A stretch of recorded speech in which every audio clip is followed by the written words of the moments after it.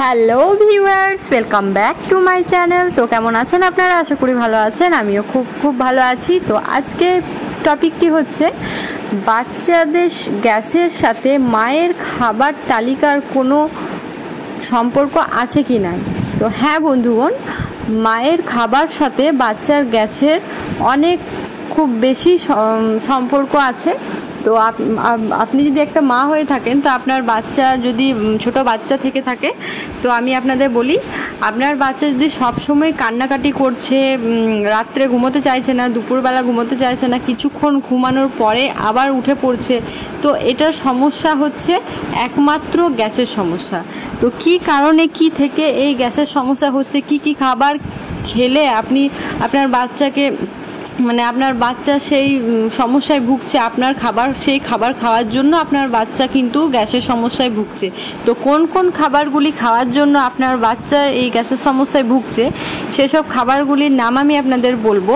তো আপনারা সেই খাবারগুলি খাদ্য তালিকা থেকে যদি বন্ধ রেখে দেখবেন, যদি তারপর বন্ধ রাখার পর দেখবেন যে আপনার বাচ্চার আর কোনো গ্যাসের সমস্যা নেই, তাহলে বুঝবেন যে সে গ্যাসের সমস্যার জন্যই এইভাবে কান্নাকাটি করছে, আদারওয়াইজ আর কোনো কিছু নয়। তো আমি আপনাদের বলি কি খাবার আপনাদের ত্যাগ করতে হবে, খাওয়া একদমই স্টপ রাখতে হবে। তো যেহেতু আপনারা যে খাবারগুলো খাচ্ছেন সেই খাবার থেকে যেহেতু আপনার বাচ্চা আপনার ব্রেস্ট ফিডিং করছে, তো সেই মাধ্যমে তারও পেটে পৌঁছাচ্ছে, আপনি যেটুকু খাচ্ছেন, যা খাচ্ছেন তার পেটে সেটা পৌঁছাচ্ছে। তো সেই হিসেবে কিন্তু সেই সূত্রে আপনার বাচ্চারও সেই গ্যাসের সমস্যা দেখা দিচ্ছে। আপনি নইলে হজম করে নিচ্ছেন, কিন্তু আপনার বাচ্চা সেগুলি হজম করতে পারছে না। যেমন সবজির মধ্যে প্রথমত বলি, মূলোটা একদমই বন্ধ রাখবেন। মূলোতে আপনারা সবাই জানেন যে কতটা পরিমাণে গ্যাসের সমস্যা দেখা দেয়। তো মূলো খাওয়া যাবে না সবজির মধ্যে, এই মূলো।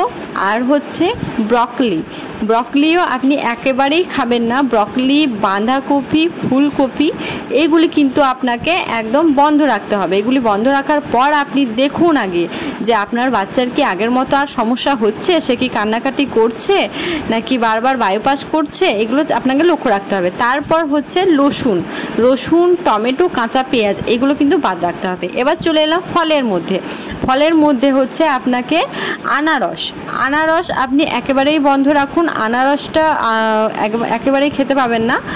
যে সবজির মধ্যে যেগুলো বললাম ওগুলো বন্ধ রাখুন, আর ফলের মধ্যে বন্ধ রাখুন আনারস, লেবু। এই লেবু থেকেও কিন্তু আপনার গ্যাসের সমস্যা হয়, গ্যাস তৈরি করে লেবু। তারপর হচ্ছে আমও কিন্তু আপনার খাওয়া চলবে না। আপনি আম দেখে, হ্যাঁ আম হচ্ছে লোভনীয়, আম খেতে ইচ্ছে করে, কিন্তু আপনি যদি আপনার বাচ্চার শরীর সুস্থ রাখতে চান, ঠিক রাখতে চান, তাহলে অবশ্যই কিন্তু আপনাকে এগুলো অ্যাভয়েড করে চলতে হবে। তারপর হচ্ছে তরমুজ, আঙ্গুর, স্ট্রবেরি, ব্লুবেরি, এগুলো যে বেরির মধ্যে আছে, স্ট্রবেরি, ব্লুবেরি, এগুলো কিন্তু আপনার খাওয়া যাবে না। আর হচ্ছে এবার চলে আসি ছোলার ডালও কিন্তু খাওয়া যাবে না। ছোলার ডাল, তারপরে অড়হরের ডাল, এইগুলি বন্ধ রাখতে হবে। তারপর হচ্ছে মাছের ডিম থেকে কিন্তু প্রচুর পরিমাণে গ্যাস তৈরি করে, তো মাছের ডিমও আপনাদের খাওয়া যাবে না। এই রুটিন অনুযায়ী আপনি চলুন, এই খাবারগুলি আপনার টোটালি বন্ধ রাখুন। তারপর আগে দেখুন যে আপনার বাচ্চা কি আগের মতোই এরকম হচ্ছে।